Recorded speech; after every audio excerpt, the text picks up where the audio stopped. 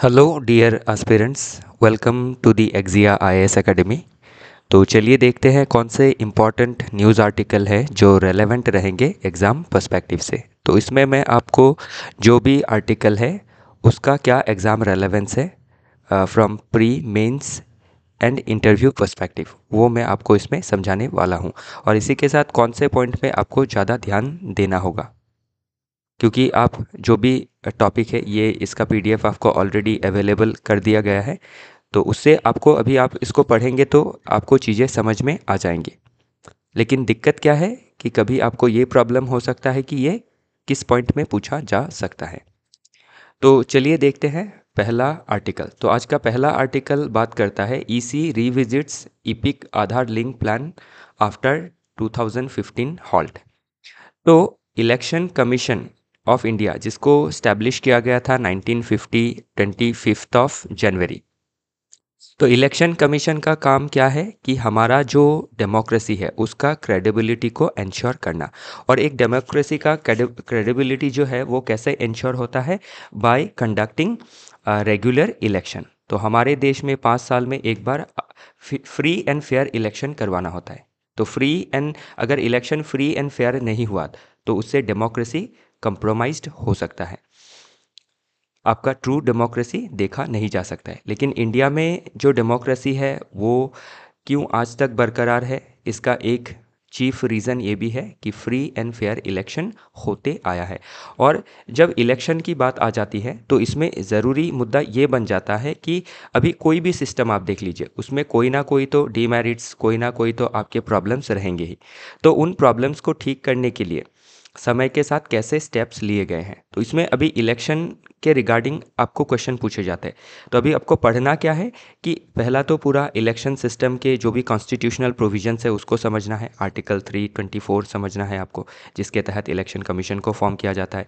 इसी के साथ पार्लियामेंट के तहत आपका लॉ बनाया जाता है इलेक्शन के लिए, जैसे representation of people act 1950 and 1951। तो ये सिलेबस में भी मेंशन है कि इलेक्शन कमीशन इलेक्शन कंडक्ट कराने के लिए दो लॉ का फॉलो करती है। एक है आपका election representation of people's act 1950 and 51, इनके बारे में आपको समझना है।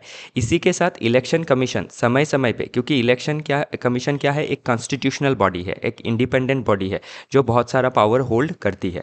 तो इलेक्शन कमीशन ऑफ इंडिया क्या कर रही है, समय समय पे आपका जो हमारा इलेक्टोरल प्रोसेस है उसको कैसे और रोबस्ट बनाया जाए और रिवैम्प किया जाए, उसमें कैसे और ज़्यादा आपकी अकाउंटेबिलिटी, ट्रांसपेरेंसी लाई जा सके। और जो भी डुप्लीकेशन है, फिर आपके जो भी बोथ कैप्चरिंग है, ये सभी चीज़ों को कैसे हैंडल किया जा सके, इसके लिए क्या कर रही है इलेक्शन या फिर election commission of India, different आपके मेजर्स ले रही है। तो इसी में से एक मेजर है आपका इलेक्शन कमीशन ऑफ इंडिया क्या करना चाह रही है, जो इलेक्ट्रॉनिक फ़ोटो आइडेंटिटी, जो इलेक्टर्स फ़ोटो आइडेंटिटी कार्ड है, जो आपको एक कार्ड मिलता है ना, आप जब वोट देने जाते हैं तो वो कार्ड लेके जाते हैं, जिसमें आपका नाम, आपका डेट ऑफ बर्थ, आपका फ़ोटो, ये सभी इंक्लूड रहता है। तो उसी को कहा जाता है EPIC, electors photo identity card. तो जो इपिक है उसको आधार से लिंक करने का प्लान स्टार्ट किया था 2015 में, लेकिन उसके बाद सुप्रीम कोर्ट का जजमेंट के वजह से इसमें हॉल्ट आ गया था। तो अभी ये पूरा मुद्दा है क्या, क्यों कनेक्ट करने की कोशिश की जा रही है, क्योंकि आपके इलेक्टर्स डुप्लीकेशन देखे जा रहे हैं। तो जो डुप्लीकेशन है, या फिर एक इंसान के नाम पे दो वोटर कार्ड होना, या फिर डिफरेंट कंस्टिट्यूंसी में वोट कर पाना, जो हमारे देश में लीगल नहीं है। कोई देश में लीगल हो सकता है कि आप दो कंस्टिट्यूंसी में वोट कर सकते हैं, ओके, तो वेटेज वोटिंग हो सकता है, लेकिन हमारे देश में नहीं है। तो इसीलिए ये क्या है, डुप्लीकेशन है। तो इससे क्या होता है, ये एक इलेक्शन मैल प्रैक्टिस ही है। तो इसको हटाने के लिए आपका ईपिक और आधार लिंक प्लान को फिर से रिविजिट करने की प्लानिंग की जा रही है। तो इसी के रिगार्डिंग ये आर्टिकल बात करता है। बाकी जो भी चीज़ें हैं इसमें मेंशन कर दी गई है। तो EPIC, electors photo identity card, ये सभी चीज़ें आप देख लीजिएगा। आधार 12 डिजिट यूनिक आइडेंटिफिकेशन नंबर है। तो ये कभी इतना बारीक सवाल नहीं पूछा जाता है सिविल सर्विसेज एग्जामिनेशन में फिर भी कभी आने की संभावनाएं रहती है, लेकिन बाकी जो भी एग्ज़ाम आप अपेयर करते हैं उसमें पूछा जा सकता है। तो आधार में कितना नंबर रहता है? 12 डिजिट यूनिक आइडेंटिफिकेशन नंबर रहता है, जिसको इशू करता है by UIDAI, unique identity unique identification authority of India, UIDAI। तो ये क्या है? एक स्टैट्यूटरी बॉडी है, एक स्टैट्यूटरी अथॉरिटी है, ध्यान रखिएगा इसको। फिर रिप्रेजेंटेशन ऑफ पीपल एक्ट अभी बताया था 1950, और एक 51 इलेक्शन लॉ अमेंडमेंट एक्ट। तो इलेक्शन लॉ जो है उसको अमेंड किया गया था 2021 में, मतलब रिप्रेजेंटेशन ऑफ पीपल एक्ट को क्यों किया गया था?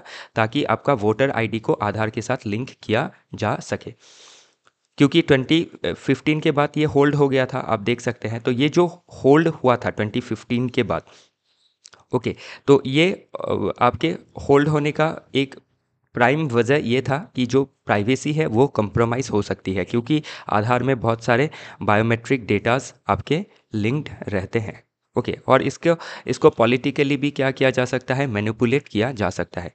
तो इसीलिए ये जो प्रोग्राम लिया था, national electoral rolls purification and authentication programme. तो रोल को प्यूरिफिकेशन करने के लिए जो भी हमारा शीट है जिसमें हमारा नाम रहता है, उसको प्यूरिफाई करने के लिए, इट मीन्स डुप्लीकेशन को हटाने के लिए, कोई भी जो आपके उसमें फ्लॉ है, एरर है, उसको चेक करने के लिए और ऑथेंटिकेट करने के लिए ये प्रोग्राम लिया गया था, ओके। लेकिन उस समय इसमें हॉल्ट आ गया था, तो अभी फिर से ये कोशिश की जा रही है कि इसको रिवाइव किया जा सके, ओके। तो ये सभी चीज़ें इसमें मेंशन की गई है। तो सुप्रीम कोर्ट का जो रूलिंग था 2015, जो अभी मैंने आपको मेंशन किया था, तो उनके रूलिंग के बाद ही क्या है कि आपका डिसकंटिन्यूएशन आ गया था। NERPAP जो प्रोग्राम था, जिसमें आपके वोटर आईडी को आधार से लिंक करना था, ओके।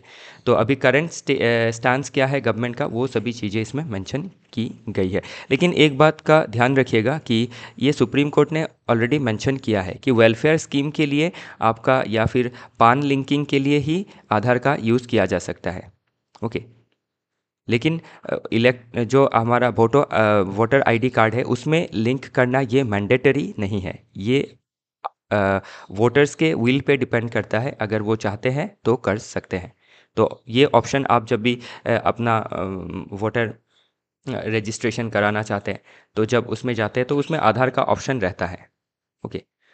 तो आप उसको दे सकते हैं या फिर अल्टरनेट डॉक्यूमेंट्स भी दे सकते हैं। तो उसी के बारे में ये पूरा आर्टिकल बात करता है। तो इन फ्यूचर ये आर्टिकल एग्ज़ाम में आने की संभावना रहेंगी। इस आर्टिकल से जो भी डिटेल्स है इनको आपके प्री में, मेंस में पूछा जा सकता है। और ध्यान रखिएगा ये जो पार्ट है, historical evolution of electoral reform, ये पार्ट ऑलरेडी पास्ट में पूछा जा चुका है कि कैसे डिफरेंट रिफॉर्म्स लिए गए हैं। तो आपका इन फ्यूचर भी पूछा जा सकता है। जब भी कोई रिफॉर्म के बारे में बात आएगा तो यूनिवर्सल एडल्ट फ्रेंचाइज स्टार्ट हो गया 1950 से, फिर आपका इंट्रोडक्शन हुआ वोटर आईडी कार्ड का 1980 में, फिर आपका टेक्नोलॉजी कल रिफॉर्म आया, EVM का इंट्रोडक्शन हुआ 1998 में, फिर आपका वोटर्स एजुकेशन इनिशिएटिव लिया गया जिसको हम स्वीप प्रोग्राम भी कहते हैं। तो ये SVEEP type of programme UPSC, APSC, state PCS exam में पूछे जाते हैं। इसका systematic voters education and electoral participation, plus आप जब भी ये रिफॉर्म्स लिखेंगे तो आप स्वीप को भी मेंशन कर सकते हैं बुलेट पॉइंट में। फिर एंटी डिफेक्शन लॉ आया 1985 में। तो ये इलेक्शन कमीशन ऑफ इंडिया ने नहीं किया है, ये आपका किया है बाय लेजिस्लेचर। तो ये एक लॉ है, anti defection law, okay. 10th schedule add हुआ कॉन्स्टिट्यूशन में। तो ये सभी आपको देखना होता है।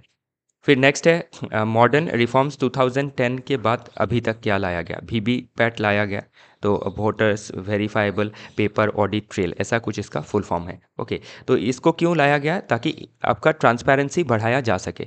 वोटर्स ने जिस बटन को दबाया है उसी बटन में वोट गया है या नहीं, ये आप VVPAT मशीन से आप जो वोटर सेंटर है जब वोट करते हैं तब आप देख सकते हैं। तो इससे क्या है, वोटर्स का कॉन्फिडेंस बढ़ता है, और वोटर्स को कॉन्फिडेंस में लेना ही बहुत ज़्यादा ज़रूरी बात है, क्योंकि उससे क्या है, हमें कॉन्फिडेंस आता है कि हमारे डेमोक्रेसी में हम जैसे चाह रहे हैं वैसे रूल हो रहा है, वैसे गवर्नमेंट चुन के आ रही है। फिर नोटा का ऑप्शन लाया गया 2013 में, नन ऑफ द अबव का ऑप्शन की ऊपर में से कोई कैंडिडेट हमें पसंद नहीं है। पहले ये ऑप्शन नहीं था, तो उससे क्या होता था, किसी ना किसी को चुनना पड़ता था। ओके, तो किसी को ना चुनना भी आपका क्या है, वोटिंग राइट होना चाहिए। तो वही ऑप्शन लाया गया 2013 में। फिर इलेक्टोरल बॉन्ड को लाया गया था 17 में, ट्रांसपेरेंसी लाने के लिए पॉलिटिकल फंडिंग में।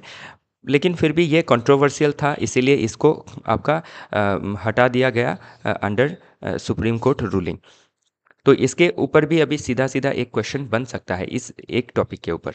ओके, फिर अभी जो मुद्दा चल रहा है आधार और वोटर आईडी के लिंकिंग का, तो 15 में अटेम्प्ट किया गया था, फिर रिविजिट किया गया 21 से 25 के बीच। अभी ये इसका रिविजिटिंग चल रहा है, मतलब क्या किया जाए वो देखना होगा। तो इस ये करने का मेन जो उद्देश्य है वो है प्रिवेंट वोटर डुप्लीकेशन। ओके, जो वोटर डुप्लीकेशन है, एक इंसान के पास दो दो कार्ड होना, दो कंस्टिट्यूंसी में वोट कर सके, वैसा कोई अगर सिस्टम होके रखा है तो उसको हटाने का व्यवस्था के लिए ही ये किया गया है। नहीं तो ये इनइक्वालिटी जो आर्टिकल 14 है उसको वॉयलेट करता है। ओके, जो इलेक्शन का जो सैंक्टिटी है उसको वॉयलेट करता है। चलिए आगे देखते हैं। तो इसी के साथ इसमें एक मॉडल क्वेश्चन भी दिया गया है, तो इसको आप लिखने की कोशिश कीजिएगा अपने ओर से। बाकी इसमें देखिए थोड़ी सी और चीज़ें ऐड की गई है, जैसे ऑप्शनल सब्जेक्ट लिंकेज इसमें दिखाया गया है। जैसे PSIR का जो ऑप्शनल होता है, पब्लिक एडमिनिस्ट्रेशन का जो ऑप्शनल होता है, जो सोशियोलॉजी का ऑप्शनल होता है, उसमें आपको इसके रिगार्डिंग क्वेश्चन पूछा जा सकता है, इलेक्टोरल रिफॉर्म्स के रिगार्डिंग। तब आपको क्या करनी है, ये इन चीज़ों को ऑप्शनल के हिसाब से भी देखना है। तो जो एस्पिरेंट्स है, जो जैसे कि कोई आसाम का स्टेट PCS दे रहा है, तो आसाम में अभी क्या है, 2022 के बाद ऑप्शनल हटा दिया गया है। ओके, लेकिन UPSC में अभी भी ऑप्शनल बरकरार है। तो आपको ऑप्शनल के पॉइंट ऑफ व्यू से भी डिफरेंट आर्टिकल्स को देखना होता है। और ध्यान रखिएगा, जब भी आप डिफरेंट आर्टिकल पढ़ते हैं तो ये चीज़ों को इंश्योर कीजिएगा कि आप ऑप्शनल पॉइंट ऑफ व्यू से भी उस चीज़ को पढ़ें। ओके, बाकी जो भी जिस स्टेट में ऑप्शनल नहीं है उसमें आप इसको जनरली पढ़ें। ओके, इन जनरली पढ़ें तो हो जाएगा। चलिए आगे देखते हैं। India plans to entirely fence its 1643 kilometre border. तो अभी 1643 किलोमीटर बॉर्डर किसके साथ है, ये म्यांमार के साथ है। तो म्यांमार के साथ जो बॉर्डर है उसको फेंच किया जाना है इन नेक्स्ट 10 ईयर्स, क्योंकि आप देख सकते हैं जो इंडिया और म्यांमार का बॉर्डर है वो बहुत ही ज़्यादा फ्रेजाइल है, जिससे आपके इलीगल एक्टिविटीज़ देखी जा सकती है, जैसे ड्रग ट्रैफिकिंग हो गया, आर्म ट्रैफिकिंग हो गया, इवन ह्यूमन ट्रैफिकिंग भी होता है। और इसी के साथ क्या है, जो इंसर्जेंट ग्रुप है वो इजीली क्या कर सकते हैं, क्रॉस बॉर्डर मूवमेंट कर सकते हैं बिकॉज ऑफ ओपन बॉर्डर। तो इसीलिए क्या है, अभी इसमें फेंचिंग करने की प्लानिंग की गई है कि 10 साल के अंदर इसको पूरी तरीके से 1643 किलोमीटर को पूरी तरीके से फेंचिंग कर दिया जाएगा। इससे क्या है, जो बॉर्डर सिक्योरिटी है वो स्ट्रेंथन हो जाएंगी। लेकिन इसमें एक अभी प्रॉब्लम क्या है, आपका जो म्यांमार का और इंडिया के साथ जो म्यांमार और इंडिया का जो बॉर्डर है, वो बॉर्डर नॉर्थ ईस्ट के 4 स्टेट से शेयर होता है, अरुणाचल प्रदेश, फिर आपका नागालैंड, मणिपुर एंड मिजोरम।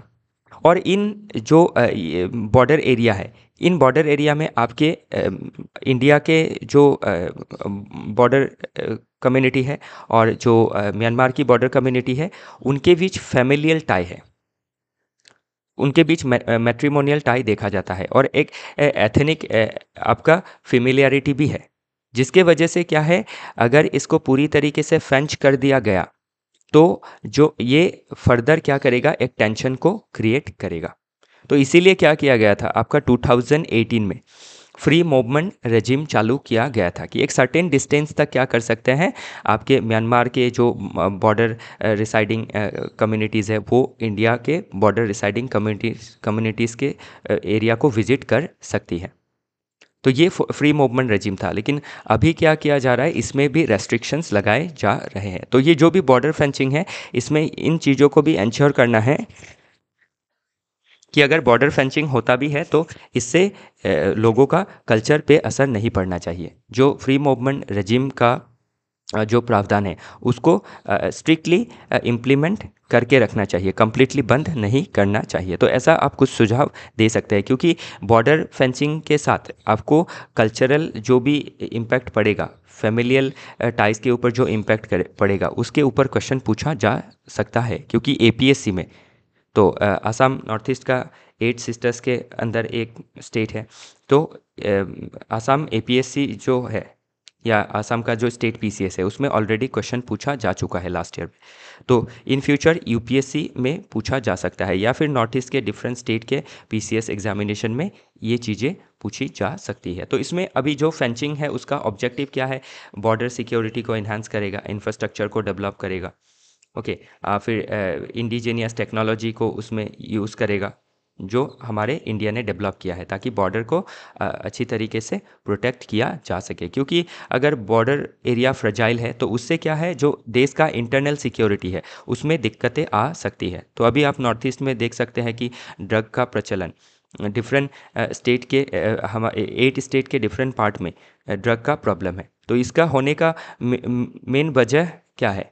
जो फ्रजाइल बॉर्डर है वही है। क्योंकि इससे क्या है, इलीगल चीज़ें इजीली आपकी एक जगह से दूसरी जगह मूव की जा सकती है। ओके, तो नेक्स्ट जो भी आपके इम्पॉर्टेंट टर्मिनोलॉजी है उसको इसमें एक्सप्लेन किया गया है। ओके, तो मैं हर पॉइंट को बारीकी से नहीं समझा पाऊंगा, आपको ये सभी चीज़ों को खुद से पढ़ लेना है। तो इजीली दिया गया है चीज़ें। ओके, ये सभी टर्मिनोलॉजी क्यों दी गई है? आप इसमें जो भी टर्मिनोलॉजी कुछ चीज़ों को नहीं समझ पाते हैं तो इससे आप समझ सकते हैं। ये शॉर्ट ऑफ डिक्शनरी टाइप का हो गया आपका।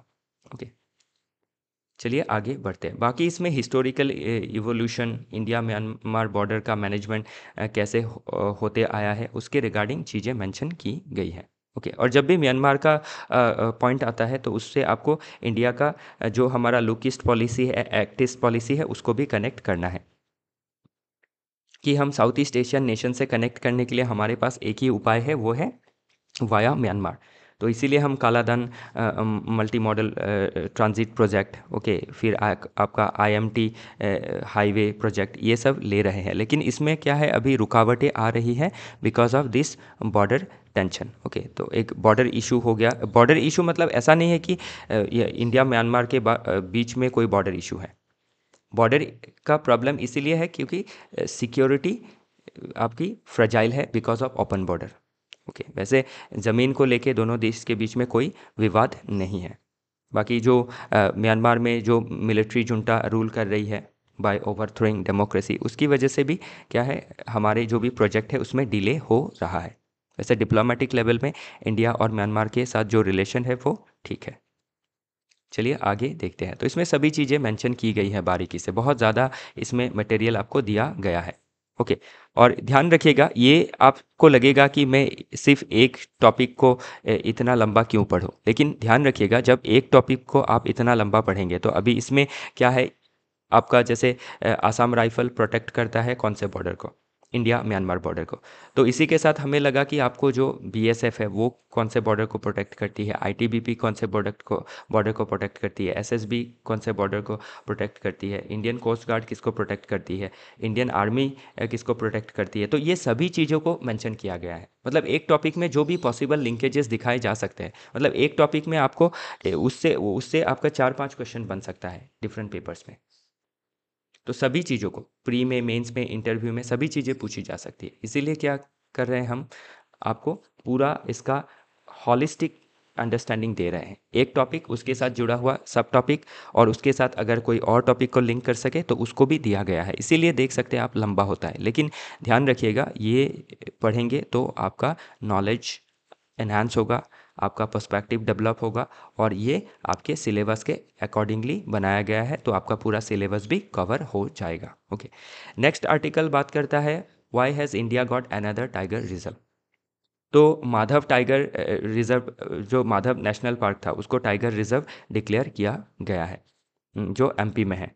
तो अभी एमपी में टोटल टाइगर रिजर्व कितने हो गए? 9 हो गए। तो हाईएस्ट टाइगर रिजर्व अभी एमपी में है, और टोटल हमारे देश में टाइगर रिजर्व 58 है। तो ये जो भी डेटा है ये आपको प्रीलिम्स में पूछी जा सकती है। ओके, प्लस आपका ये जो भी कॉन्सेप्ट है ये मेंस में पूछा जा सकता है। तो कौन से फैक्टर्स है before designating a national park as tiger reserve? तो नेशनल पार्क को कौन सा नेशनल पार्क को कैसे टाइगर रिजर्व डिक्लेयर किया जाता है, उसमें कौन से फैक्टर्स को ध्यान में रखा जाता है, तो ये सभी चीज़ें इसमें मेंशन की गई है। तो हैबिटेट का सस्टेनेबिलिटी को देखा जाता है, एग्जिस्टिंग वाइल्ड लाइफ कितना है देखा जाता है, ह्यूमन एनिमल कॉन्फ्लिक्ट मैनेजमेंट को देखा जाता है, कंजर्वेशन प्लान को देखा जाता है, कम्युनिटी इन्वॉल्वमेंट को ध्यान में रखा जाता है, कॉरिडोर कनेक्टिविटी को ध्यान में रखा जाता है। तो इन पॉइंट को ध्यान में रखते हुए टाइगर रिजर्व को डिक्लेयर किया जाता है। तो ये सभी चीज़ें पास्ट में भी टाइगर रिजर्व के रिगार्डिंग हमने आर्टिकल देखी थी। तो जो प्रोजेक्ट टाइगर रिजर्व है वो 1973 में आया था। तो पहला टाइगर रिजर्व कौन सा था? जिम कॉर्बेट नेशनल पार्क जो था वो पहला टाइगर रिजर्व था। और जो पॉपुलेशन थी टाइगर की वो लगातार घट रही थी पोचिंग की वजह से। और कॉलोनियल समय में भी बहुत पोचिंग होता था। उसे लोगों को पोचिंग मतलब ऐसा था कि टाइगर को मार दिया तो कितना शूरवीर है, तो वैसा कुछ कॉन्सेप्ट था। इसीलिए बहुत सारा टाइगर पॉपुलेशन डिक्लाइन होने लगा था। तो ये एक चिंता का विषय हो गया। उसके बाद प्रोजेक्ट टाइगर लिया गया 1973 में, और प्रोजेक्ट टाइगर को इम्प्लीमेंट करने के लिए नेशनल टाइगर कंजर्वेशन अथॉरिटी को बनाया गया 2006 में वाइल्ड लाइफ प्रोटेक्शन एक्ट को अमेंड करके। तो अभी जो नेशनल टाइगर कंजर्वेशन अथॉरिटी है वो एक स्टैट्यूटरी बॉडी है जो आपका टाइगर सेंसस भी कंडक्ट कराती है। तो इससे अभी क्या होता है, जो हमारा डिक्लाइनिंग पॉपुलेशन था तो वो अभी बढ़ने लगा है। तो इंडिया का जो एक कंजर्वेशन एफर्ट है वो देख सकते हैं कि कितना आपका रोबस्ट है, जिसमें जो टाइगर घट के 2000 के नीचे चला गया था वो अभी 3500 के 3000 से भी ज़्यादा है। और वर्ल्ड का टाइगर पॉपुलेशन में 70% टाइगर पॉपुलेशन इंडिया में है। तो ये भी काफ़ी अच्छा बात है। ओके, नेक्स्ट आर्टिकल अगेन बात करता है हंट फॉर द टाइगर। तो जब से प्रोजेक्ट टाइगर लिया गया है उसके बाद टाइगर का जो हंटिंग है वो बहुत ही हद तक डिक्लाइन हो गया था। लेकिन फिर भी क्या है, आपके पोचिंग के केसेस देखे जा रहे हैं। 2001 में 8 पोचिंग हुआ था, फिर 2022 में 12 और 2023 में 13 पोचिंग हुआ था अक्रॉस डिफरेंट स्टेट। तो ये जो पोचिंग का वजह है वो क्या है? तो इंटरनेशनल मार्केट में स्पेशली आपके चाइना और वियतनाम में इसका डिमांड है, क्योंकि चाइना और वियतनाम का जो ट्रेडिशनल बिलीफ सिस्टम है वो ये मानता है कि जो टाइगर का बोन है उससे डिफरेंट जो बीमारियां हैं उसको ट्रीट की जा सकती है, स्पेशली जो हड्डी की बीमारियां हैं जैसे अर्थराइटिस हो गया। तो इन चीज़ों को ठीक किया जा सकता है। इसीलिए क्या है, आपका टाइगर का पोचिंग ये क्या करता है, टाइगर का पोचिंग को एनकरेज करता है, क्योंकि जब इंटरनेशनल मार्केट में इसको बेचा जाएगा चाइना और वियतनाम में तो उससे अच्छे अर्निंग होगी। तो इसीलिए क्या करते हैं, जो लोग बैठे बिठाए जिनको शॉर्टकट मनी चाहिए तो वो इन सब क्रिमिनल एक्टिविटीज़ में उतर जाते हैं और वाइल्ड लाइफ को हार्म करते हैं। तो इसी के रिगार्डिंग ये आर्टिकल बात करता है। तो आसाम गुवाहाटी में जून 2023 में आपका टाइगर स्किन को सीज़ किया गया था, बोन को सीज़ किया गया था। महाराष्ट्र में सीज़ किया गया था। महाराष्ट्र में 12 टाइगर्स का डेथ हुआ था विद इन 24 डेज। तो ये न्यूज़ है आपका 24-25 के अंदर का। फिर मध्य प्रदेश में भी पोचिंग केसेस देखे गए हैं। तो इससे पता चल रहा है कि हम कंजर्वेशन एफर्ट तो ले रहे हैं, फिर भी कहीं ना कहीं थोड़ी बहुत चूक रह गई है। तो उस चूक को क्या करना है, फील करना है, उस गैप को फील करके टाइगर को प्रोटेक्ट करना है। नेक्स्ट आर्टिकल बात करता है what is the reach of international criminal court. जो इंटरनेशनल क्रिमिनल कोर्ट होता है जिसको रोम स्टैट्यूट के तहत फॉर्म किया गया था 2002 में, इसमें मेंशन है। तो ये चीज़ें पूछी जा सकती है आपकी। ओके, तो जिनेवा कन्वेंशन क्या है, फिर रोम स्टैट्यूट क्या है, ये चीज़ें प्री में पूछी जाती हैं। ओके, और बाकी जो भी इसमें डिटेल्स आपके मेंशन किए गए हैं ये पूछी जाएंगी कि आपका कौन रोम स्टैट्यूट का सिग्नेटरी है। इंडिया रोम स्टैट्यूट का सिग्नेटरी नहीं है। इट मीन्स जो आईसीसी का जुरिस्डिक्शन है वो इंडिया के ऊपर नहीं आएगा। So India is not a member of ICC. तो इसमें आपका क्वेश्चन भी दिखाया गया है। ओके, तो which of the following which of the above statement is are correct. और ध्यान रखिएगा, कभी एग्जाम में करेक्ट पूछा जाता है, कभी इनकरेक्ट पूछा जाता है। तो इसमें सिर्फ स्टेटमेंट 1 ही करेक्ट है। तो इसमें it can prosecute individual for crime against humanity. तो आईसीसी का मेन आपका ऑब्जेक्टिव ही ये है कि जो आपके वार क्राइम करते हैं, जो क्राइम अगेंस्ट ह्यूमैनिटी करते हैं, जैसे जीनोसाइड हो गया, ओके, एक साथ में पूरी एक कौम को ही ख़त्म कर देना, तो उसको जीनोसाइड कहा जाता है, जो हिटलर ने किया था। तो ये क्राइम अगेंस्ट ह्यूमैनिटी है। तो इसके अगेंस्ट आपके जो नेशनल जुरिस्डिक्शन है वो तो काम कर नहीं सकता है, क्योंकि उस जुरिस्डिक्शन में ही ये किलिंग हो रही है। ओके, तो कोई पावरफुल इंसान ही इसको कर रहा है, तो इसीलिए इंटरनेशनल आपका क्रिमिनल कोड बनाया गया है ताकि ह्यूमन राइट्स को प्रोटेक्ट किया जा सके। तो इसके बाद इसमें नेक्स्ट पॉइंट किया बोला गया है कि its jurisdiction extends to non member state as well. तो ये गलत है।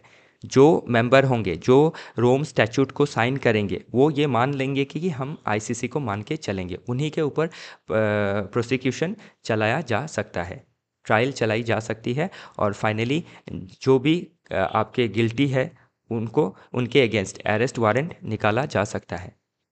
और इंडिया आईसीसी का मेंबर नहीं है, ध्यान रखिएगा, क्योंकि इंडिया ने ये तर्क दिया है कि आईसीसी को अगर हम आईसीसी में अगर मेंबरशिप लेते हैं बाय साइनिंग रोम स्टैट्यूट, तो इससे क्या होता है, हमारा देश का जो सोवरेनिटी है वो वॉयलेट होता है, हमारे देश का जो लीगल सिस्टम है वो वॉयलेट होता है, हमारा खुद का सिस्टम है। अगर हमारे देश में कोई ऐसा क्राइम करता है तो उसको पनिश करने के लिए हमारा खुद का लॉ है, हमारा जुडिशरी है, हमारा स्ट्रॉन्ग डेमोक्रेटिक गवर्नमेंट है, तो वो ये हैंडल कर लेगा। हमें आईसीसी के जैसे जो इंस्टीट्यूट है उसमें ज्वाइन करने की आवश्यकता नहीं है। लेकिन इसमें इंडिया का और एक तर्क भी है कि जो आईसीसी है, उस आईसीसी में आप देख सकते हैं कि जो आपके अफ्रीकन नेशन है, एशियन नेशन है, उनके ऊपर ही आईसीसी का जो रोप है वो चलता है। बाकी जो आपके पावरफुल नेशन है उनके ऊपर क्या है, आईसीसी अपना जो रूल है उसको इम्प्लीमेंट नहीं करवा पाती है। जैसे अभी आप देख सकते हैं रशिया के केस में और इजराइल के केस में, तो वही चीज़ें इसमें मेंशन की गई है कि आपके जो स्मॉलर नेशंस है उनके सोवरेनिटी को ये वॉयलेट करता है, उनके ऊपर तो ये आपका रोब जमा सकता है। सोवरेनिटी नॉट एग्जैक्टली वायलेट करता है, वैसे नहीं बोल सकते, क्योंकि जो देश है उसने साइन कर ही रखा है। उस देश के, अभी समझ लीजिए जैसे फिलीपीन ने साइन कर रखा है, तो फिलीपीन के जो प्रेसिडेंट थे उनको अरेस्ट कर लिया गया, क्योंकि जो मैक्रोस अभी के प्रेसिडेंट है उन्होंने ये आपका अप्रूव कर दिया था। ओके, लेकिन बाकी जो भी आपके नेशन है, जैसे यूएसए हो गया, चाइना हो गया, रशिया हो गया, इनको मनवाना इजी नहीं है। ये आईसीसी के रूलिंग को नहीं भी मानते हैं, तो भी इनके ऊपर एक्शन नहीं लिया जा सकता है। तो उसी चीज़ को इसमें दर्शाया गया है कि कैसा एक आपका डिस्क्रिमिनेशन देखा जाता है। नेक्स्ट आर्टिकल बात करता है रिगार्डिंग रायसीना डायलॉग। तो रायसीना डायलॉग कहाँ होता है, रायसीना हिल में। तो रायसीना हिल में ही क्या है, हमारा पार्लियामेंट है, आपका राष्ट्रपति भवन है।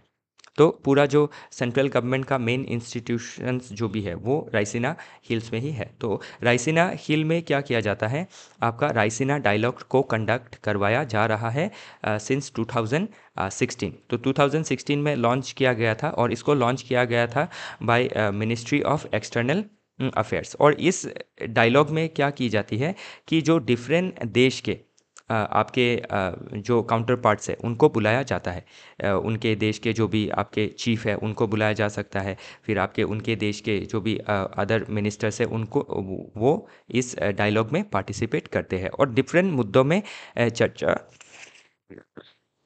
मुद्दों के ऊपर चर्चा किया जाता है। तो अभी इस बार की क्या की एजेंडा बन सकती है, तो अभी आप देख सकते हैं कि यूएस के फॉरेन पॉलिसी में शिफ्ट देखा गया है। फिर रशिया यूक्रेन वार का जो प्रॉब्लम है वो देखा जा रहा है। फिर आपका इंडो पैसिफिक और क्वाड स्ट्रैटेजी के ऊपर डिस्कशन हो सकता है। फिर इंडिया का रोल को दिखाया जा सकता है ग्लोबल साउथ में, energy security, nuclear talks, global जो इकोनॉमिक अनसर्टिनिटी है। तो ये सभी आपके प्रोबेबल टॉपिक्स है जो डिस्कस की जाएगी रायसीना डायलॉग में। ओके, तो इसमें कौन कौन से मेजर पार्टिसिपेंट्स है उसको भी इसमें मेंशन किया गया है। यूएसए से कौन आने वाला है, यूरोप से, इंडिया के नेबरिंग कंट्री से कौन आने वाला है, भूटान, नेपाल, मालदीव्स, मॉरिशियस। तो ये सभी चीज़ें आपको देखना ज़रूरी हो जाता है। और ध्यान रखिएगा, अभी रायसीना डायलॉग जो है इसका आपका प्रीलिम्स में जैसे कि अभी ये कंडक्ट होने वाला है, ओके, तो इसके रिगार्डिंग कौन इसके पार्टिसिपेंट रहे हैं, इनके रिगार्डिंग क्वेश्चन पूछा जा सकता है। और किसने कौन से देश एब्सेंट रहेंगे, Russia, Pakistan, Bangladesh, West Asia, South East Asia, तो ये सभी चीज़ें आपको जाननी होंगी। और इसी के साथ क्या है, राइसीना डायलॉग के ऊपर भी मेंस में क्वेश्चन पूछा जा सकता है। तो ये जो डायलॉग हो जाएगा उसके बाद क्वेश्चन आने की संभावनाएं रहेंगी। और ये जो भी देश इसमें पार्टिसिपेट नहीं कर रही है, इसकी वजह से कौन से प्रॉब्लम आ सकते हैं, ये सभी चीज़ें, या फिर कौन से टेंशन्स इंक्रीज हो सकते हैं, वो चीज़ें इसमें मेंशन की गई है। ओके, तो ये भी आपको देखना होगा मेंस के पर्सपेक्टिव से। चलिए देखते हैं अगला आर्टिकल। तो अगला आर्टिकल बात करता है increasing green house gas emission में थ्रेटन सैटेलाइट्स। तो अभी जो भी हमारे सैटेलाइट है वो आपके दो ऑर्बिट में भेजी जाती है। ओके, मतलब आप जो भी कम्युनिकेशन सैटेलाइट है, जो भी इमेज लेने के लिए जो भी सैटेलाइट है, तो उन सैटेलाइट को आपके लियो ऑर्बिट में रखा जाता है, लो अर्थ ऑर्बिट में। और उससे भी ऊपर एक ऑर्बिट है जियो स्टेशनरी ऑर्बिट। तो अभी जो लियो है, लो अर्थ ऑर्बिट, वो आपके लगभग 160 किलोमीटर से 2000 किलोमीटर के बीच, उस बीच सैटेलाइट को लॉन्च किया जाता है। और हमारा जो आपका एटमॉस्फेरिक लेयर है, आप ज्योग्राफी में पढ़ते हैं कि एटमॉस्फेरिक लेयर में पहला आपका आ जाता है ट्रोपोस्फेयर, उसके बाद आ जाता है आपका स्ट्रेटोस्फेयर, उसके बाद मेसोस्फेयर, उसके बाद थर्मोस्फेयर, और उसके बाद एग्जोस्फेयर। तो एग्जोस्फेयर स्पेस को कनेक्ट करने लगता है। तो आपकी जो सैटेलाइट रहती है ये आपके थर्मोस्फेयर या फिर उसके ऊपर रहती है यूजुअली। तो अभी जब आपका ग्रीन हाउस गैस बढ़ रहा है, इसके वजह से आपका वार्मिंग बढ़ रहा है। तो वार्मिंग बढ़ते ही क्या है, ये जो लेयर है, इन लेयर में असर पड़ेगा, और ये लेयर क्या हो सकता है, फर्दर श्रिंक हो सकता है। ओके, मतलब इनका जो विड्थ है, लेंथ है, वो कम हो सकता है। और उससे क्या है, जो भी सैटेलाइट्स हम भेजेंगे उन पे असर पड़ सकता है। तो और इन फ्यूचर ये चीज़ क्या करेंगी, आपकी जो हमारी जो सैटेलाइट आपके लॉन्चिंग है लियो लो अर्थ ऑर्बिट में या फिर लियो में, तो उसका जो पॉसिबिलिटी रहेगा वो कम हो जाएगा 50 to 66% लेस बाय 2100 सन में। ओके, 100 ईयर तक ये लगभग 50 से 60% कम हो जाएगा। तो ये भी एक क्या है, आपके चिंता का विषय है। तो इसमें अभी क्या हो जाता है, स्पेशली आपको जो क्लाइमेट चेंज है, जो ग्लोबल वार्मिंग है, जिसका main reason green house gas है, तो इसके वजह से आपके हम ग्रीन हाउस गैस का इमिशन हेल्थ में देखते हैं, बायोडाइवर्सिटी के ऊपर देखते हैं। लेकिन इसमें अभी आपको एक और पॉइंट मिल गया कि ये आपके हमारे जो भी स्पेस एंडेवर है, जो भी स्पेस एक्सप्लोरेशन है, उसमें क्या असर डाल सकता है, तो उसके रिगार्डिंग क्वेश्चन पूछा जा सकता है। तो ध्यान रखिएगा कि ये प्री में आने की संभावना इसकी बहुत रहेंगी। और मेंस में आपको इन जनरल क्वेश्चन पूछा जाएगा, तो आप ये सैटेलाइट वाला पॉइंट भी मेंशन कर सकते हैं। ओके, बाकी इसमें आपका कहीं मेंशन किया गया है, ओके, ये रहा कि आपका ग्रीन हाउस गैस इमिशन की वजह से जो आपके अपर एटमॉस्फेयर के लेयर है, बेसिकली मेजोस्फेयर एंड थर्मोस्फेयर, उसमें श्रिंक देखा जाएगा, जो एरिया है वो कम हो जाएगा, और जो सैटेलाइट है उनके मूविंग में प्रॉब्लम आएगी। तो उसी के रिगार्डिंग ये क्वेश्चन बात करता है। और उसके बाद जो आपके स्पेस डेब्री का एक्यूमुलेशन है वो भी बढ़ने लगेगा, क्योंकि अभी जो स्पेस जो भी एंडावर्स है वो प्राइवेट सेक्टर के ओर से भी देखे जा सकते हैं। जैसे अभी आपका जो इलॉन मस्क का आपका वेंचर है स्टारलिंक, तो वो क्या कर रहा है, सैटेलाइट कम्युनिकेशन प्रोवाइड कर रहा है, मोबाइल इंटरनेट प्रोवाइड कर रहा है थ्रू सैटेलाइट। तो उसमें भी अभी क्या है, ये जो भी इनिशिएटिव्स है, इसके वजह से आपके स्पेस में सैटेलाइट की संख्या दिन ब दिन बढ़ती जा रही है। और जब जो स्पेस है लियो का, लो अर्थ ऑर्बिट का, वो अगर श्रिंक हो गया ग्रीन हाउस गैस की वजह से, तो उससे क्या होगा, आपके एक तो जो लिविंग सैटेलाइट है और जो डेब्रिस है उनमें भी टकराव हो सकता है। और ये हमारे लिए क्या है, आपके चिंता का विषय है, क्योंकि इससे आपका जो देश का इकोनॉमी है उस पर बुरा इम्पैक्ट पड़ता है, और जो स्पेस मिशन है उसके ऊपर इम्पैक्ट पड़ेगा।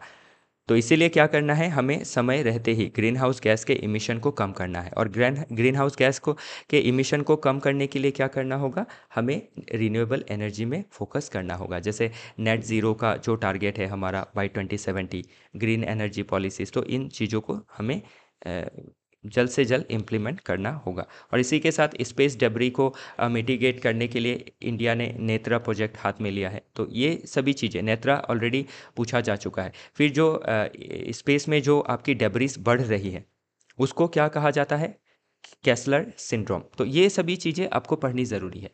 ये अभी सीधा सीधी प्रीलिम्स में आ सकता है कि केस्लर सिंड्रोम क्या है, या फिर मेंस में जब आप लिखेंगे स्पेस डेब्री का problem because of global warming further aggravate हो सकता है, because of green house further aggravate हो सकता है। तो इसमें आपको जब ये प्रॉब्लम है इसको आप केस्लर सिंड्रोम जब लिखेंगे तो उससे क्या है, आपकी चीज़ें और ज़्यादा वैलिडेट रहेंगी।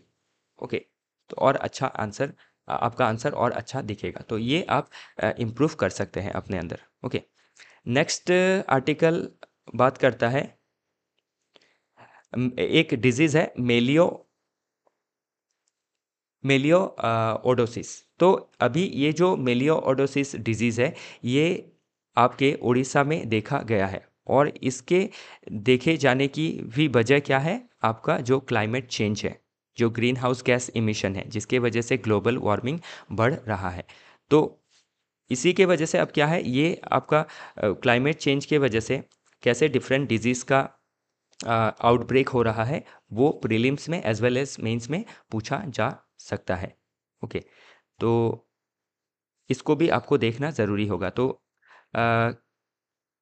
क्लाइमेट चेंज का इम्पैक्ट की वजह से कैसे आपका डिजीज़ फैल रहा है, जैसे shifting rainfall pattern, extreme weather event could expand the spread of melioidosis. तो ये मेलियो जो ओडोसिस बीमारी है ये फैल सकती है because of climate change. Okay, तो उसी के बारे में कहा गया है। तो जब भी आपका टेम्परेचर बढ़ता है, ह्यूमिडिटी बढ़ता है, तो उससे क्या होता है, आपके जो बैक्टीरियल ग्रोथ है वो बढ़ जाती है। तो उसी की वजह से क्या है, जो डिफरेंट डिजीज़ है वो हमारे वाटर में आने लगते हैं, सॉइल में आने लगते हैं, और उससे क्या होता है, ह्यूमन हेल्थ के ऊपर इम्पैक्ट पड़ता है। तो ये जो डिजीज़ है इसके बारे में पूछा जा सकता है। और ये कौन सा वायरस कॉज करता है या फिर कौन सा बैक्टीरिया कॉज करता है इसको भी पूछा जा सकता है। तो ये वायरस इसमें मेंशन किया गया है या फिर जो बैक्टीरिया है उसको मेंशन किया गया है, ये है बुरखो होल्डेरिया स्यूडो मैली। तो इसको भी आपको ध्यान रखना है कि बुरखो होल्डेरिया स्यूडो मैली की वजह से ये आपका बैक्टीरिया फैलता है सॉइल एंड वाटर में, और सॉइल एंड वाटर से हम आपका एनर्जी कंज्यूम करते हैं। तो जैसे कोई भी फ्रूट्स हो गया, वेजिटेबल हो गया, तो उससे क्या होता है, ये हमारे अंदर फैल सकता है। तो इसमें ये मेंशन किया गया है कि जब आप इनहेल करेंगे, इंजेक्शन करेंगे, फिर आपका डायरेक्ट कांटेक्ट में आएंगे with contaminated soil and water.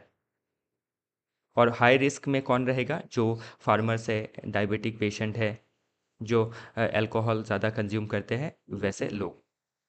और इसका जो क्लिनिकल मैनिफेस्टेशन है वो क्या होगा, mild cases of skin infection देखे जा सकते हैं। ओके, फिर निमोनिया देखा जा सकता है। तो ये सभी चीज़ें देखी जा सकती है। तो पूरा आर्टिकल आपको ध्यान से पढ़ना होगा कि इसमें आपके कौन से इम्पैक्ट असर दिखेंगे हेल्थ के ऊपर, कैसे ये फैल सकता है, फिर वायरस का या सॉरी नॉट वायरस, बैक्टीरिया का नाम क्या है, तो ये भी चीज़ें जाननी होंगी। ओके, तो चलिए आगे देखते हैं। बाकी इसमें आपके क्लाइमेट चेंज होने की वजह से कैसे डिजीज़ का पैटर्न में ऑल्टर होता हुआ दिख रहा है वो इसमें मेंशन किया गया है। ओके, नेक्स्ट आर्टिकल बात करता है कि चिकनगुनिया को ट्रीट करने के लिए जो एचआईवी या फिर एड्स को ट्रीट करने के लिए जो एफावेरेंस ड्रग इस्तेमाल किया जाता है उसको चिकनगुनिया के ट्रीटमेंट में भी यूज़ किया जा सकता है। तो अगेन क्या है, अभी डिजीज़ के रिगार्डिंग आप देख सकते हैं प्रीलिम्स में क्वेश्चन पूछा जा सकता है। तो कौन सा डिजीज़ कौन से बैक्टीरिया या फिर कौन से वायरसेस के लिए होता है, ये एग्ज़ाम में पूछी जाती है। तो इसमें आपको अभी ध्यान रखना है कि HIV एड्स को ट्रीट करने के लिए जो एफावेरेंस ड्रग इस्तेमाल किया जाता है, उसको चिकनगुनिया में भी इस्तेमाल किया जा सकता है। तो अभी हाल फिलहाल तो इसका टेस्ट चल रहा है। ओके, तो देखना होगा कि इन फ्यूचर ये इसमें क्या डेवलपमेंट होती है, लेकिन आने वाले प्रीलिम्स में ये चीज़ें आने की संभावनाएं रहेंगी, क्योंकि बीमारियों के ऊपर एक दो क्वेश्चन पूछा जाता है। और ओवरऑल मेंस में आपका क्या करना है, आपको ध्यान रखना है कि अभी ये एडीज मच्छर की वजह से, एडीज मॉस्किटो की वजह से चिकनगुनिया फैलता है। तो अभी मच्छर का ब्रीडिंग होता क्यों है? Because of climate change. Okay, तो क्लाइमेट चेंज को टैकल करने के लिए अभी हमें क्या करना होगा कि हमें ट्रांजिशन करना होगा from non renewable energy to renewable energy. तो इसको आप क्लाइमेट डिजीज से कनेक्ट कर सकते हैं कि क्लाइमेट और डिजीज़ क्या है, कनेक्टेड है। तो जब क्लाइमेट सही रहेगा, क्लाइमेट के ऊपर ज़्यादा इम्पैक्ट नहीं पड़ेगा, जो एंथ्रोपोजेनिक इम्पैक्ट है, जो ह्यूमन इंड्यूस्ड रीज़न है, वो जब कम किए जाएंगे तो उससे क्या होगा, डिजीज़ भी कम होने लगेंगी, और कम नहीं किया गया तो डिजीज़ भी बढ़ने लगेंगी। तो इसको कनेक्ट करके पूछा जाता है। ओके, तो चलिए देखते हैं अगला आर्टिकल। तो नेक्स्ट आर्टिकल बात करता है कि पाकिस्तान के जो बलूचिस्तान है, उसमें जो बलूचिस्तान लिबरेशन आर्मी है, उसके वजह से पाकिस्तान को कैसे दिक्कतें झेलनी पड़ रही है, क्योंकि रिसेंट आपके बलूचिस्तान लिबरेशन आर्मी ने जाफर एक्सप्रेस में अटैक किया है। तो ये पाकिस्तान के अंदर का एक प्रॉब्लम है। ओके, जैसे आप देख सकते हैं हमारे देश में भी जैसे इंसर्जेंसी प्रॉब्लम रहती है। ओके, तो उसी तरह से क्या है, पाकिस्तान में भी आपके इंटरनल प्रॉब्लम के अंदर बलूची जो एरिया है, बलूचिस्तान जो एरिया है, उसमें जो उनके बलूची जो लोकल ट्राइब है, उन्होंने पाकिस्तान के अगेंस्ट आर्म्स स्ट्रगल स्टार्ट कर दिया है 1948 से ही। तो ये 1948 से ही ये स्ट्रगल चालू है। तो इसमें अभी ध्यान देने वाली बात ये है कि कोई भी स्ट्रगल आपका ऐसे ही नहीं होता है, उसके पीछे कोई ना कोई रीज़न होता है। तो इसका आप अगर देखें, पहला रीज़न तो ये था कि 1948 में बलूचिस्तान को फोर्सफुली मार्च किया गया विथ पाकिस्तान। अभी मार्च किया गया तो ठीक है, फोर्सफुली मार्च कर लिया गया, लेकिन उसके बाद ये प्रॉब्लम एग्रावेट नहीं हुआ। एग्रावेट क्यों हुआ? क्योंकि जिस एरिया को मार्च किया गया विथ पाकिस्तान, उस एरिया में जो आपके सोशो इकोनॉमिक डेवलपमेंट होने चाहिए थे, जो आपका उनको पॉलिटिकल ऑटोनॉमी दिया जाना चाहिए था, वो दिया नहीं गया। और इसके लिए क्या है, ये जो भी प्रॉब्लम है ये फर्दर बढ़ती जा रही है। तो ये एक तो पाकिस्तान के लिए प्रॉब्लम है, और दूसरा ये बलूची लोगों के लिए भी प्रॉब्लम है, क्योंकि बलूची लोग भी चाहते हैं कि उनका जो एम्पावरमेंट है वो होना चाहिए, उनका जो भी डिमांड है वो पाकिस्तान को सुनना चाहिए। तो अभी इसको क्या करना है, आपको दोनों ही एंगल से देखना है कि एक जब रीज़न है, आपको ये इन जनरली आप समझिए कि ये पाकिस्तान हो या इंडिया हो या फिर कोई भी अदर नेशन हो, तो उसमें जितने भी लोग हैं या फिर जो भी डिफरेंट आइडेंटिटी के लोग हैं, उनको पहला तो उनको पॉलिटिकल आपका ऑटोनॉमी देना ज़रूरी है कि देश के अंदर ही जो स्टेट बनाया जाता है, फिर आप हमारे देश में ही देख सकते हैं कि स्टेट फॉर्म किया गया। स्टेट के अंदर भी आपके क्या है, डिफरेंट ऑटोनोमस रीजन है, जैसे under 6th schedule and 5th schedule. तो उस तरह का अरेंजमेंट पाकिस्तान को करना होगा बलूची ट्राइब के लिए, तभी क्या है, जो बलूची पीपल है वो अपना डेवलपमेंट खुद इंश्योर कर सकेंगे, अपने लिए जो सोशो इकोनॉमिक पॉलिसीज़ लेनी है वो खुद ले सकेंगे without threatening sovereignty and integrity of Pakistan. Okay, तो ये एक मुद्दा हो गया। बाकी अभी अब अगर इस मुद्दे से अगर इंडिया को जोड़े तो हम क्या देख सकते हैं कि एक तो पाकिस्तान क्या करता है, हमारे ऊपर ब्लेम लगाता है कि हम फंडामेंटल राइट्स को, ह्यूमन राइट्स को वायलेट कर रहे हैं जम्मू कश्मीर में, जबकि हम नहीं कर रहे हैं। ओके, जो भी मिलिट्री एक्शन है वो तो देखा ही जाता है अगेंस्ट मिलिटेंट्स। ओके, लेकिन पाकिस्तान जो खुद वायलेशन कर रहा है, बलूची लोगों का जो हित है, जो राइट्स है, वो वायलेट कर रहा है, वो चीज़ें पाकिस्तान खुद नहीं देखता है। तो इससे हमें एक पॉइंट मिलता है कि हम भी इंटरनेशनल प्लेटफॉर्म में क्या कर सकते हैं, पाकिस्तान का इमेज को दिखा सकते हैं कि कैसे एक डबल स्टैंडर्ड मेंटेन करते आया है बाय पाकिस्तान। तो ये एक हो गया, और बाकी जो पाकिस्तान एलेज्ड कर रही है कि इसमें इंडिया का मेडलिंग है, इंडिया फंड करता है इसको।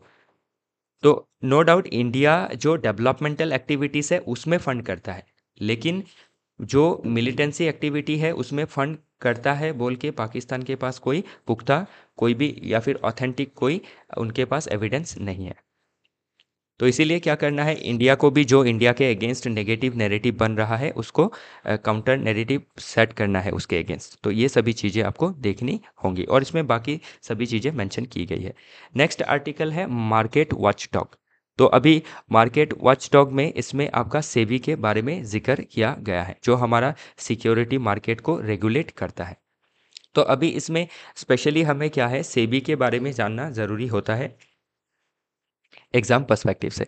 तो इसमें हम सेबी के लिए क्या देखेंगे, पहला तो सेबी का कब फॉर्मेशन हुआ, फिर कब स्टैट्यूटरी रेगुलेटर का दर्जा मिला, फिर कैसे डिफरेंट लॉ के तहत सेबी का पावर इंक्रीज किया गया ताकि जो आपका सेबी का रोल है उसको इंक्रीज किया जा सके और जो भी मार्केट में जो भी वोलेटिलिटी आती है उसको टेकल किया जा सके, फिर जो भी फ्रॉड होता है उसको प्रिवेंशन किया जा सके और जो हमारे इन्वेस्टर्स है उनका जो इंटरेस्ट है उसको प्रोटेक्ट किया जा सके। तो ये दो तीन या फिर तीन चार मुद्दों में सेबी काम करती है। तो इसमें आपको सेबी का फॉर्मेशन, फिर सेबी के का जो स्ट्रक्चर है उसको समझना ज़रूरी होता है फ्रॉम प्री पर्सपेक्टिव, फिर आपको क्या रोल है वो समझना ज़रूरी होता है फ्रॉम मेंस पर्सपेक्टिव, फिर क्या चैलेंजेस है उनको भी समझना होता है फ्रॉम मेंस पर्सपेक्टिव।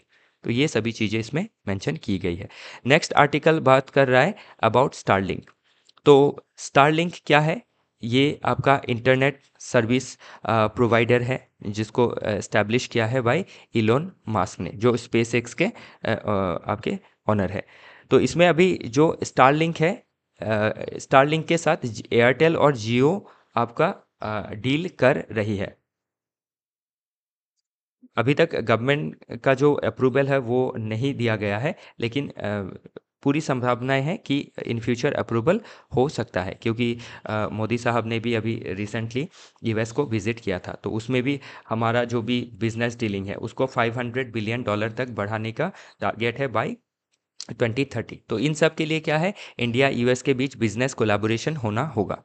तो इसी का एक आप ये आउटकम देख सकते हैं कि स्टारलिंक अभी लिंक होने वाला है विथ एयरटेल एंड जियो।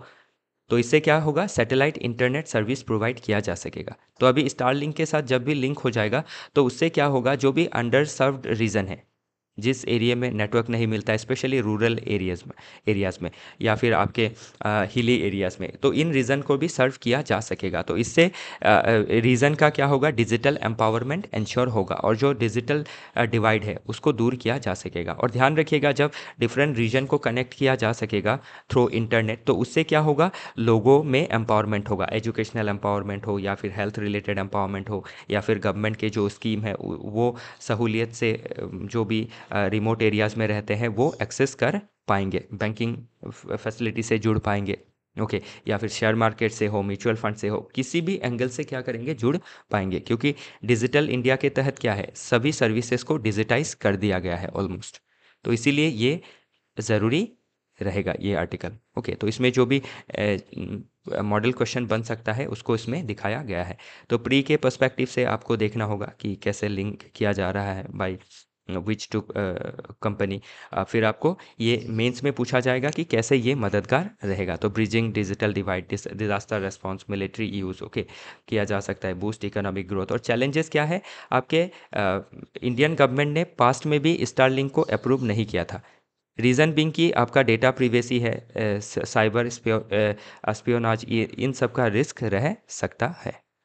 तो इसी के साथ आज का जो डिस्कशन है वो समाप्त होता है और मेरा दो न्यूज़पेपर एनालिसिस पेंडिंग है, एक 17 का और एक 18 का, तो वो मैं आज करने की कोशिश करूँगा। तो ऑलमोस्ट कवर कर लिया गया है, पास्ट के सिर्फ दो ही है, आज का और जो कल का छूट गया था वो। ओके, तो इसी के साथ अभी के लिए विदा लेता हूँ। जुड़े रहिएगा हमारे साथ और कोई डाउट है तो कमेंट सेक्शन में बताइएगा। अभी के लिए अलविदा।